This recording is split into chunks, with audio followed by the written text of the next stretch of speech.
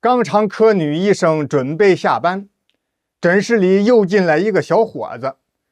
女醫生李愛梅非常客氣：“抱歉啊，我今天沒號了，也加不了號了。”這位年輕人微微一笑：“李主任，我不是來看病，我是來給您送東西的。”說這話，這小伙子見屋裡沒有別人，他順手遞給李愛梅一個乾淨的檔案袋。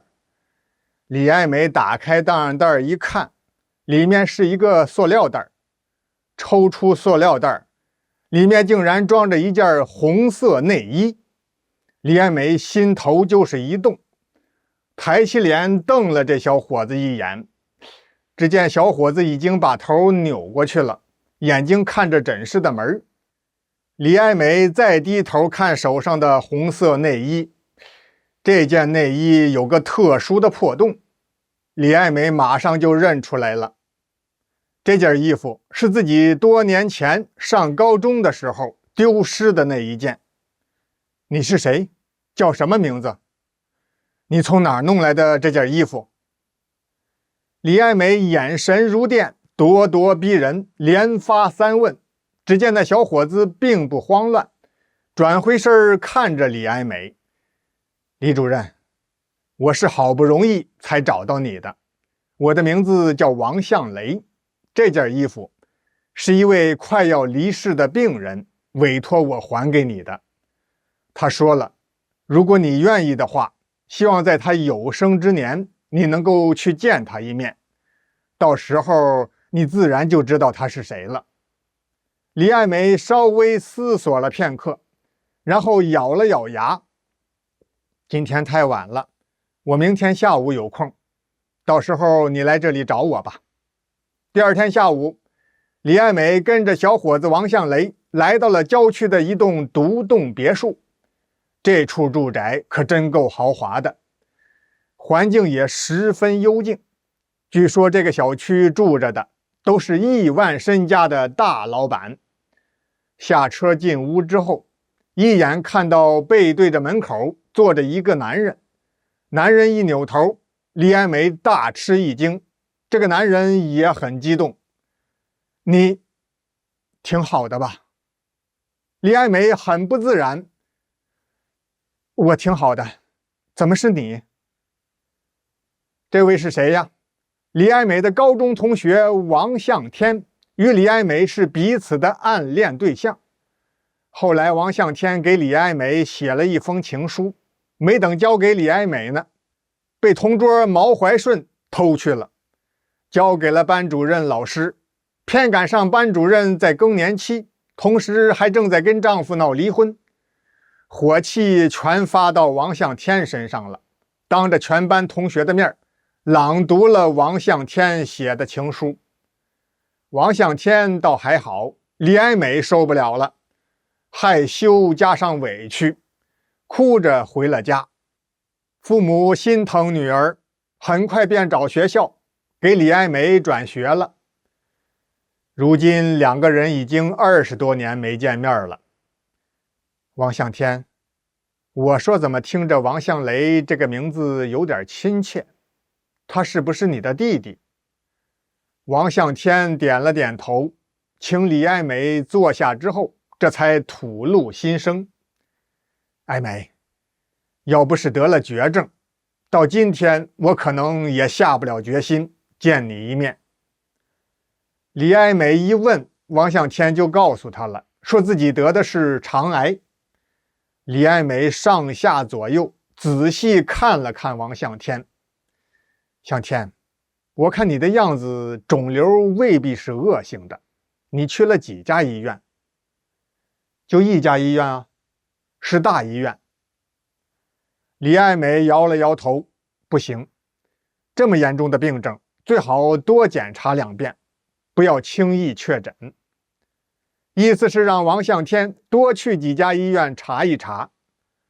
話鋒一轉，李愛梅一舉那個裝着紅內衣的檔案袋：“這件衣服怎麼會保存在你這裡？你是從哪兒得來的？”王向天臉一紅：“哎，反正我也是活不長的人了，實話都告訴你吧。這是我偷的，當初聽說你要轉學的消息之後，想向你要件紀念品，可是又沒勇氣，其他東西偷不着，乾脆就把你曬着的衣服偷了這麼一件。李愛美聞聽，真有點哭笑不得。臨走的時候，又再三囑咐王向天要換醫院複查身體。第二天，弟弟王向雷便替哥哥王向天掛了專家號，到另一家醫院做檢查。沒幾天，檢驗結果就出來了，腫瘤組織未發現惡性病變。王向天高興極了，可很快他轉念一想，哎呀，這兩家醫院，一家說惡性，一家又說不是，難道我就這麼着信了這好的結果？弟弟看出了哥哥的想法，哥，我看咱還是再找一家權威醫院，再查一回吧。王向天點頭，親自選中了上海的一家3甲醫院。弟弟王向雷搖了搖頭，哥，上海太遠了，你為什麼不找艾梅姐那家醫院去查呢？她不就是這方面的專家嗎？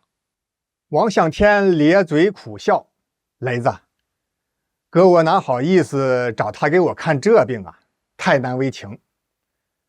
王向雷正要開口反駁哥哥，勸勸王向天，電話突然響了，是李愛美打過來的，關心地詢問王向天病情怎麼樣了。王向天說了第二次檢查的結果是良性的情況之後，弟弟王向雷搶過手機，愛美姐，我想讓我哥再到你那裡去查一查，行不行？李愛美非常同意，說要親自給王向天做全面檢查。就這樣，幾天之後，檢驗結果又出來了，跟第一家醫院的報告一樣，惡性腫瘤。王向天這回呀，比第一次被查出來的時候還要沮喪。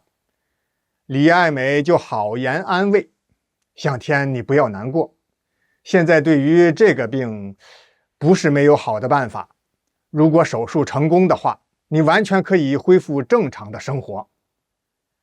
那要是不成功呢？不成功嘛，頂多在腰上掛個帶子，也能好好活着。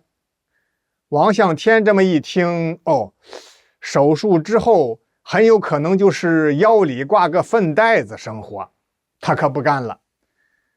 我寧願死也不苟活，堅決地離開了醫院，回家等死了。過了幾天，李愛美登門來勸，向天，你應該珍惜生命，不能就這樣等死啊！我知道你已經離婚多年，也沒有孩子，好像是無所牽掛。聽到這兒，王向天鼻子一酸，差一點掉下眼淚，可是他忍回去了。男子漢大丈夫，有淚不輕彈。李愛美往前湊了2步，拉住了王向天的手，接着勸，可是你對我難道就沒有一點感覺了嗎？我現在還沒有結婚，你如果同意做手術，手術之後我願意嫁給你。王向天簡直不敢相信自己的耳朵。愛美，你說話算數。李愛美用力點了點頭。李愛美親自操刀，手術非常成功。王向天恢復得很快，日常的生活與以往沒有什麼不同。不久之後的婚禮上，一對昔日曾經錯過的有情人笑得非常燦爛。